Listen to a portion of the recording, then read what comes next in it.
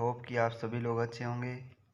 आज मैं लेकर आया हूँ आपके लिए राजस्थान की प्रमुख सभ्यताएं, जिसमें आज हम 5-6 सभ्यताओं के बारे में चर्चा करेंगे और राजस्थान की प्रमुख सभ्यताएं के बारे में चर्चा करेंगे। कौन कौन सी है, कौन कौन सी पाषाणकालीन है, कौन कौन सी ताम्रयुगीन सभ्यताएं हैं, तो इसके बारे में आज हम चर्चा करेंगे। तो हम बिना देरी के वीडियो को शुरू करते हैं, बिना टाइम बर्बाद करते हुए। तो हमारी सबसे पहले है राजस्थान की पाषाणकालीन सभ्यताएं, जिसमें डीडवाना व जायल। डीडवाना झील है एक, और जायल दोनों एक नागौर में स्थान है। तो उस स्थान पर डीडवाना और जायल ये दोनों एक सभ्यता है जो नागौर जिलों में स्थित है। फिर है हमारी अगली भानगढ़, जिसको खंडहरों का शहर कहा जाता है। यह अलवर में है। दर सभ्यता है जो भरतपुर में है। कुछ सभ्यताएं दोस्तों आपको बता दूं कि ऐसी है जो पाषाणकालीन भी है, लोह युगीन भी है, ताम्रयुगीन भी है। कुछ ताम्रयुगीन है, कुछ लोह युगीन है। इस तरह से सभ्यताएं हैं, तो डाउट मत करना, प्रश्न सभ्यताओं से आते जाते रहते हैं। यह है सभी CUET बैच जो अभी 2022 में चालू हुआ है, इस जो 1 साल के लिए डिग्री होती है उसके लिए, और RDC, BSTC, PTT, UPSC सभी के लिए यह बहुत उपयोगी है। तो आप पूरी वीडियो को अंत तक देखते रहिएगा। फिर हमारी अगली सभ्यता आती है बागोर सभ्यता, जो सर्वप्रथम पशुपालन के साक्ष्य यहाँ से मिले हैं। यदि हम भारत की बात करते हैं तो भारत में सर्वप्रथम यदि किसी सभ्यता से पशुपालन के साक्ष्य मिले हैं तो वो है बागोर सभ्यता, जो भीलवाड़ा में है। फिर अगली हमारी आती है तिलवाड़ा, बाड़मेर में है। तिलवाड़ा सभ्यता है जो बाड़मेर में है। फिर अगली हमारी आती है डाडा धोरा, जो लघु पाषाणकालीन सभ्यता है, वो बीकानेर में है। डाडा धोरा है जो डाडा थोरा, सॉरी धोरा नहीं थोरा, डाडा थोरा है जो लघु पाषाणकालीन सभ्यता है, वो बीकानेर में है। फिर अगली आती है हमारी ओल्ला, 1 लाख वर्ष पुरानी कुल्हाड़ी प्राप्त हुई है यहाँ से। 1 लाख वर्ष पुरानी, बहुत साल पुरानी है ये कुल्हाड़ी, जो यहाँ से ओला सभ्यता से प्राप्त हुई है। ओला सभ्यता जैसलमेर में है। फिर अगली हमारी सभ्यता आती है कुम्हारिया सभ्यता, जो भरतपुर में है। फिर है लोह युगीन सभ्यताएं, जिसमें नौय सभ्यता है जो भरतपुर में है। नौय सभ्यता और दर सभ्यता दोनों भरतपुर में है। दर सभ्यता है वो है पाषाणकालीन सभ्यता, और नौय सभ्यता है वो लोह युगीन सभ्यता है। जोधपुरा सभ्यता जयपुर में है। दोस्तों कन्फ्यूज मत हो जाना, जोधपुरा अगर कोई सभ्यता का नाम आ जाए तो वो जयपुर में है। जोधपुर है जो जोधपुरा जोधपुर में नहीं है, जोधपुरा जयपुर में है। फिर अगली हमारी आती है सोनारी सभ्यता, जो झुंझुनू में स्थित है। फिर आती है ईसवाल सभ्यता, जो उदयपुर में स्थित है।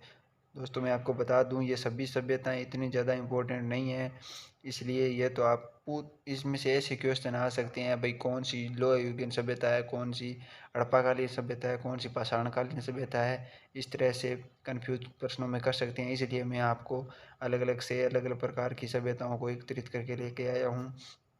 दोस्तों अगर वीडियो अच्छा लगे तो चैनल को सब्सक्राइब करना, लाइक करना और अपने दोस्तों को शेयर करना, ताकि वो भी सभ्यताओं के बारे में जान सके।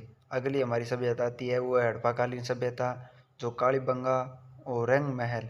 कालीबंगा जो हड़प्पाकालीन, कालीबंगा का अर्थ होता है काली चूड़ियाँ, जो पूरे राजस्थान में और पूरे भारत में प्रसिद्ध है। सबसे पहले चूड़ियों के साक्ष्य कालीबंगा से मिले हैं। और रंग महल सभ्यता जो गंगानगर के नज़दीक में और मानगढ़ में ज़िले में स्थित है। अगली हमारी सभ्यता आती है आहड़ सभ्यता, जो उदयपुर में है। आहड़ नदी है, नदी के किनारे सभ्यता होने के कारण इसका नाम आहड़ पड़ा है। अगली हमारी सभ्यता आती है वो गलूंड सभ्यता, जो राजसमंद में है। ये तीनों सभ्यताएं हड़प्पाकालीन सभ्यता हैं। अगली हमारी सभ्यता आती है वो है ताम्रयुगीन सभ्यता। ताम्रयुगीन सभ्यता है जो गणेश्वर सभ्यता है वो शिखर है, जो ताम्रयुगीन सभ्यताओं की जननी है। फिर आती है बालाथल, जो उदयपुर में है। और नौय सभ्यता है जो है भरतपुर में। फिर अगली हमारी सभ्यता आती है वो है ताम्र पाषाण युगीन सभ्यता। ताम्र और पाषाण युगीन सभ्यता है वो 3 सभ्यताएं हैं राजस्थान में, जिसमें से पहली है जो बालाथल उदयपुर में है। बालाथल ताम्र युगीन सभ्यता भी है और ताम्र पाषाण युगीन सभ्यता भी है। फिर अगली आती है बागौर, भीलवाड़ा में है। और कुराड़ा सभ्यता है वो नागौर जिले में है। तो हम राजस्थान की सभ्यताओं का विस्तार से वर्णन करते हैं। तो सबसे प्रमुख और सबसे प्रथम पहली जो सभ्यता है वो है कालीबंगा सभ्यता।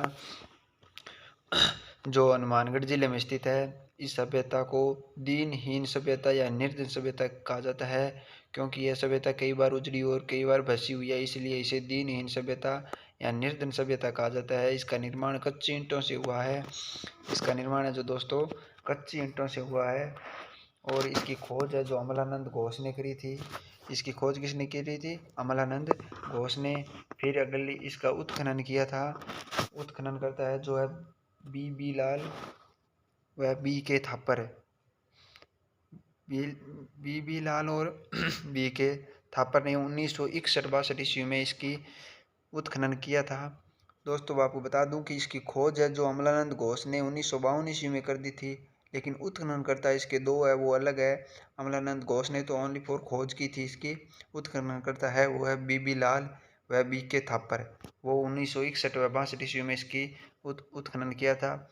सिंधु घाटी सभ्यता की तीसरी राजधानी है। यह सभ्यता सिंधु घाटी सभ्यता की तीसरी राजधानी है, ऐसा डॉक्टर दशरथ शर्मा ने कहा था।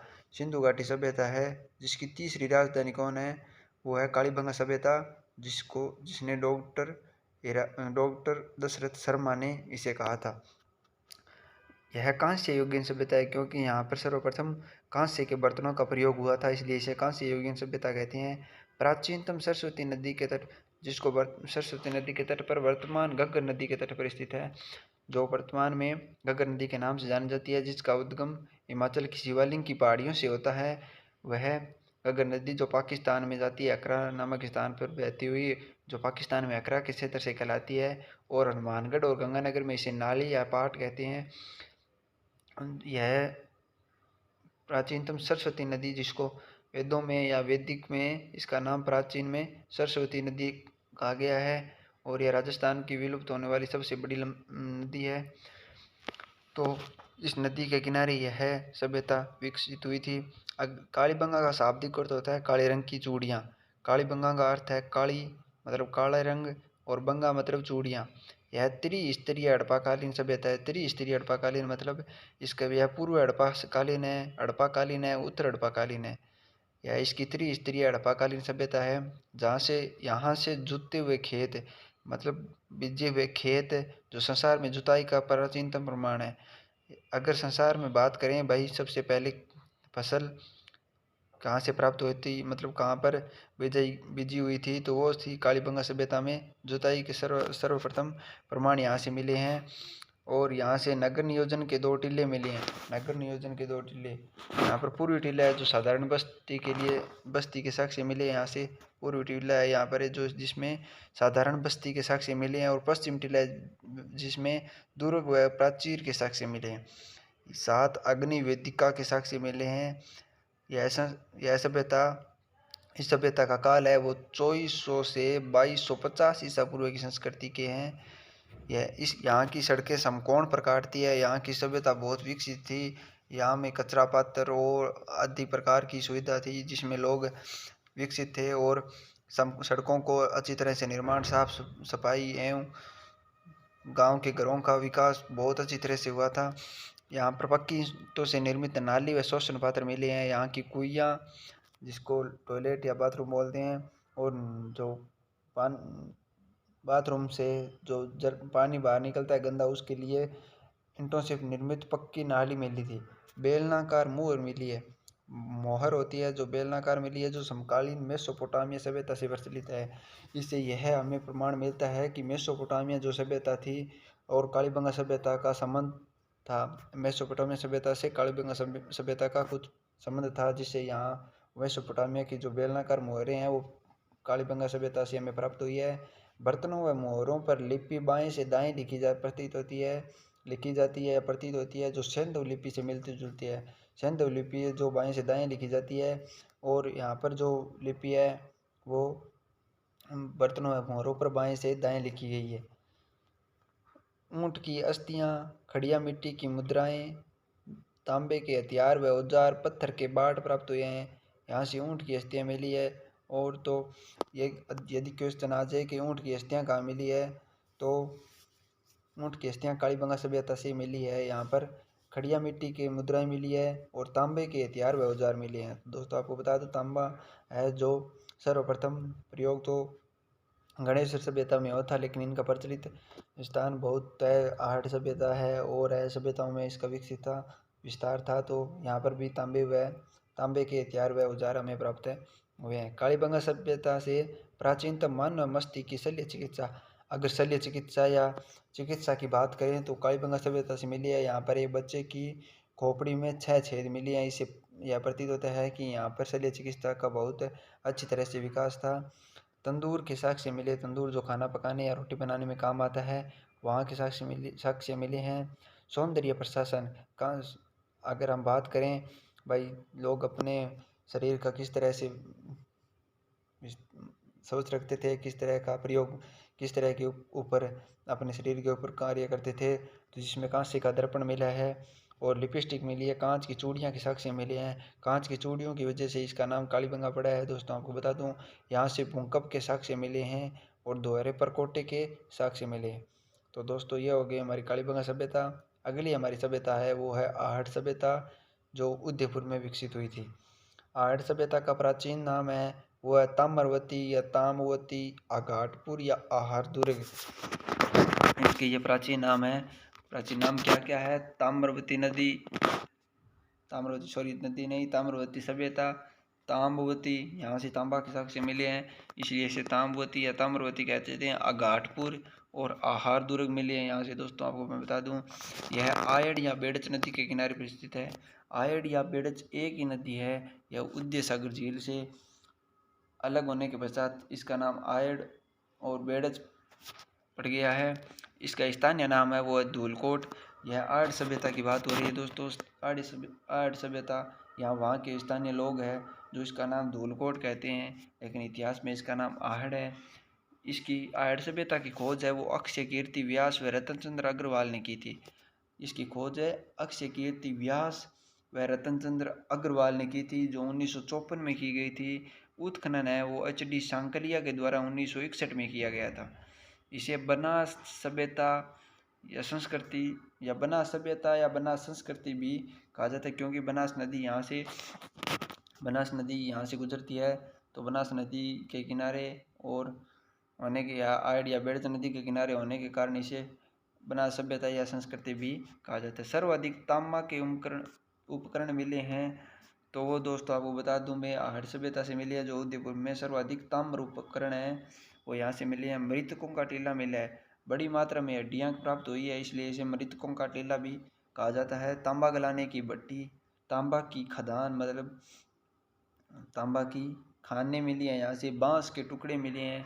दोस्तों आपको पता है बांसवाड़ा यहाँ से नज़दीक है, उसमें सर्वाधिक बांस होते हैं। जो विश्व की सबसे लंबी घास है वहाँ यह हमें यहाँ से प्राप्त हुई है। और मातृ देवी व बैल की मरण मूर्ति मिली है। मातृ देवी मतलब कोई देवी उसी देवी होगी जिसकी ये पूजा करते थे, वो देवी व बैल की मरण मूर्तियाँ हमें यहाँ से प्राप्त हुई है। शव को आभूषणों सहित दफनाया जाता था। दोस्तों मैं आपको बता दूं कि राजस्थान की यह प्रमुख और एकमात्र ऐसी एक सभ्यता है जिसमें शव को आभूषणों सहित दफनाया जाता था और शव का जो सिर होता था वह उत्तर दिशा की ओर करके रखा जाता था। दफनाते समय जो शव का सिर होता था वह उत्तर दिशा की ओर करके रखा जाता था। अनाज भंडारण हेतु मृद भांडों का प्रयोग हुआ है। अनाज को रखने के लिए यहाँ पर एक प्रमुख प्रकार का पात्र था जिसे मृद भांड कहते हैं, वह प्राप्त हुआ है। तांबे की मुद्रा व मुहरें व कुल्हाड़ी मिली है। तांबे की मुद्राएं मिली है, मुहरें मिली हैं, वह कुल्हाड़ियाँ यहाँ से प्राप्त हुई है। यहाँ पर संयुक्त परिवार का प्रचलन था जिसे हमें यह इस संयुक्त परिवार की अगर हम बात करें तो यहाँ से एक घर में 6 बड़े चूल्हे मिले हैं जो खाना पकाने के लिए काम आते हैं। वो एक घर में 6 बड़े चूल्हे मिले हैं। एक चूल्हे पर हथेली की छाप है। दोस्तों यह बहुत इंपॉर्टेंट है। अगर क्वेश्चन आ जाए कि कौन सी सभ्यता में चूल्हे पर हथेली की छाप है, तो वो है दोस्तों वो है हथेली की छाप है, वो है संयुक्त परिवार की एक सभ्यता जिसे आर्य सभ्यता के नाम से जाना जाता है। यूनानी मुद्राएं यहाँ से प्राप्त हुई है। जिसे यूनानी मुद्राएं प्राप्त हुई है तो हम यह अनुमान लगा सकते हैं कि जो यूनान के लोग थे वो यहाँ पर व्यापार किया जाता था। यूनान सभ्यता और आर्य सभ्यता के मध्य कुछ व्यापारिक संबंध था, इससे हमें यह प्रतीत होता है यहाँ से लोहे के औजार मिले हैं। इससे हमें यह अनुमान लगा सकते हैं कि लोहे का यहाँ पर सर्वप्रथम प्रचलन हो चुका था या लोहे का यहाँ पर प्रवेश हो चुका था। अगली हमारी सभ्यता आती है वो गणेश्वर सभ्यता, जो सर्वाधिक इम्पोर्टेंट है। क्वेश्चन हमें कंपटीशन के एग्जाम में इसके क्वेश्चन सर्वाधिक आते रहते हैं। गणेश्वर सभ्यता है वो सीकर जिले में स्थित है। सीकर जो राजस्थान के उत्तर पश्चिम भाग में है। यह कांतली नदी के किनारे स्थित है। कांतली नदी का उद्गम दोस्तों खंडेला टू मंडेला है, मतलब खंडेला नामक स्थान से मंडरेला नामक स्थान तक जाती है। यह आंतरिक प्रवाह की नदी है। यहाँ पर यह गणेश्वर सभ्यता हमें प्राप्त हुई है। यह ताम्र युगीन सभ्यताओं की जननी है। यहाँ पर तांबे के सर्वाधिक उपयोग हुआ है। तांबे के वस्त्र, औजार और अधिकरों में तांबे का उपयोग हुआ है, इसलिए इसे ताम्र युगीन सभ्यताओं की जननी कहा जाता है। और हमें पता है, हम खनिज संसाधन पढ़ते हैं तो तांबे का सर्वाधिक उपयोग है वो गणेश्वर सभ्यता यानी सीकर में तांबे की खदानें बहुत ज़्यादा हैं, इसलिए इसे ताम्र युगीन सभ्यताओं की जननी कहा गया है। इसकी खोज है जो रतन चंद्र अग्रवाल व विजय कुमार ने करी थी। इसकी खोज किसने की? रतन चंद्र अग्रवाल व विजय कुमार ने करी थी 1977 या 78 ईस्वी में। और इसका काल है वो 2800 ईसा पूर्व से 2200 ईसा पूर्व माना गया है। इसका काल मतलब यह सभ्यता कब विकसित हुई थी तो वह थी 2800 ईसा पूर्व से 2200 ईसा पूर्व तक। ये सभ्यताएं ऐसी बनती है जैसे पहले यह यहाँ पर लोग रहते थे, फिर अचानक बाढ़ या कुछ भूकंप या तूफान आ जाने की वजह से इन लोगों की मृत्यु हो गई। फिर इनके ऊपर धीरे धीरे मिट्टी आती रही। फिर लोगों के द्वारा कुछ कार्य किए जाने पर यह यहाँ से कुछ प्राप्त हुए पदार्थ है, जिससे इन लोगों को लगा कि यहाँ पर लोग रहते थे, तो लोगों ने यहाँ पर खोज करनी शुरू कर दी थी। इसी प्रकार गणेश्वर सभ्यता की खोज की थी वो रतन चंद्र अग्रवाल और विजय कुमार ने की थी 1977 या 78 ईस्वी में। यहाँ साक्ष्य मिले हैं हमें प्रमुख जो तांबा निर्मित उपकरण है यहाँ पर सभी साक्ष्य मिले हैं वो तांबे से बने हुए मिले हैं। मछली पकड़ने के कांटे हैं जो सर्वाधिक यहीं से प्राप्त हुए हैं। हमें तीर मिले हैं, तीर भाले मिले हैं, कुल्हाड़ियाँ मिली है, चूड़ियाँ मिली है। चूड़ियाँ जो तांबे की बनी हुई थी और फर से जो कुछ काटने के लिए काम आते थे वह हमें यहाँ से बड़ी मात्रा में प्राप्त हुए हैं। घरों का निर्माण पत्थरों के द्वारा होता था। कुछ कालीबंगा सभ्यता में घरों का निर्माण है जो कच्ची ईंटों के द्वारा होता था। आहट सभ्यता में घरों का निर्माण है वो पक्की ईंटों के द्वारा किया गया था, लेकिन यहाँ पर पत्थरों के द्वारा किया गया है। अगली हमारी सभ्यता है वो बेराट सभ्यता है जो जयपुर में स्थित है। आपको पता है दोस्तों बेराट जयपुर में स्थित है और बेराट सभ्यता भी जयपुर में स्थित है। यह मध्यवर्ती राजस्थान की मध्य भाग में राजस्थान की सभ्यता है। इसका प्राचीन नाम था वो विराटनगर था जो मत्स्य जनपद की राजधानी था। विराटनगर मत्स्य जनपद की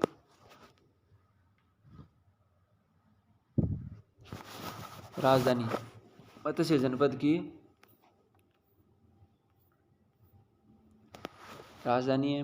बाणगंगा नदी के किनारे विकसित है यह सभ्यता। दोस्तों आपको बता दूं यह बाणगंगा नदी के किनारे विकसित है। इसकी खोज है वो दयाराम साहनी ने 1936-37 ईस्वी में की थी। खोज किसने की थी? दयाराम साहनी ने 1936 या 37 ईस्वी में की थी। उत्खनन करता है इसके जो है कैलाश दीक्षित व नील रतन बनर्जी। कैलाश दीक्षित व नील रतन बनर्जी ने 1962 ईस्वी में इसकी खोज की थी बेराट सभ्यता की, जो जयपुर में स्थित है। यहाँ पर पहाड़ियाँ प्राप्त हुई है वो है बिजक डूंगरी, भीम डूंगरी व मोती डूंगरी। यहाँ से 3 प्रकार की पहाड़ियाँ हमें प्राप्त हुई है। इन पहाड़ियों में भी हमें कुछ प्राप्त हुआ है वो है बिजक की डूंगरी है, जिसे जो अंग्रेज अधिकार हो गया था हमारे राजस्थान में, अंग्रेज आ गए थे 1923-20 के लगभग। तो वहाँ पर कैप्टन बर्ट को 1837 ईस्वी में, जो कैप्टन बर्ट था वो अंग्रेज अधिकारी था, उसको 1837 ईस्वी में भाब्रू शिलालेख मिला है, जो मैंने आपको राजस्थान के जानने के स्रोत या शिलालेख के बारे में बता दिया है। इसके संपूर्ण वर्णन वहाँ पर किया गया है, तो आप वहाँ पर जाकर इसके वीडियो को देख सकते हैं शिलालेख के बारे में। अगली है हमारी, इसमें चीनी यात्री व बौद्ध भिक्षु हमेंगसांग। चीनी यात्री है एक जो बौद्ध धर्म को मानता था और वो हमेंगसांग था, जो अपनी यात्रा वृत्तांत, उसकी एक रचना है यात्रा वृत्तांत सीयू की, इसमें विराट सभ्यता का उल्लेख किया गया है। भीम डोगरी में सन 1871 ईस्वी में C.L. कार्लाइल को शंख लिपि से उत्कीर्ण प्रमाण मिले हैं। यह भी मैंने आपको राजस्थान के शिलालेख के बारे में जो इतिहास के जानने का प्रमुख स्रोत रहे हैं, उनके उनके वीडियो में मैंने यह आपको संपूर्ण रूप से समझा दिया था। हाथ से बुना हुआ सूती कपड़ा मिला है। दोस्तों मैं बता दूं कि हाथ से बुना हुआ कपड़ा जो मिला है वो सर्वप्रथम हमें बेराट सभ्यता से मिला है, जो जयपुर में स्थित है। चांदी की पंचमार्क हाथ मुद्राएं मिली, हाथों से निर्मित चांदी की पंचमार्क मुद्राएं मिली है, जिस पे हाथ के निशान हमें प्राप्त हुए हैं। 28 इंडो ग्रीक व यूनानी राजाओं की मुद्राएं मिली है। 28 इंडो ग्रीक मुद्राएं मिली है, व यूनानी राजा थे उनकी भी मुद्राएं हमें यहाँ से प्राप्त हुई है। अगली हमारी सभ्यता है वो है बाकुर सभ्यता, भीलवाड़ा की है। मध्यवर्ती राजस्थान की सभ्यता है। बेराट भी मध्यवर्ती राजस्थान की सभ्यता है, और बागोर भीलवाड़ा है जो मध्यवर्ती राजस्थान की सभ्यता है। यह कोठारी नदी के किनारे विकसित है।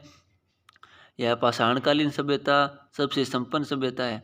मैंने आपको दोस्तों बताया था पाषाणकालीन सभ्यता कौन कौन सी है, ताम्र युगीन सभ्यता कौन कौन सी है, ताम्र पाषाण युगीन सभ्यता कौन कौन सी है, वो आपको मैंने वीडियो के शुरू में बता दिया था। और यह सभ्यता है जो पाषाणकालीन सभ्यता है और सबसे संपन्न सभ्यता है। इसका उत्खनन है वो वीरेंद्र नाथ मिश्र ने किया था। इसका उत्खनन वीरेंद्र नाथ मिश्र ने किया था 1967 ईस्वी में।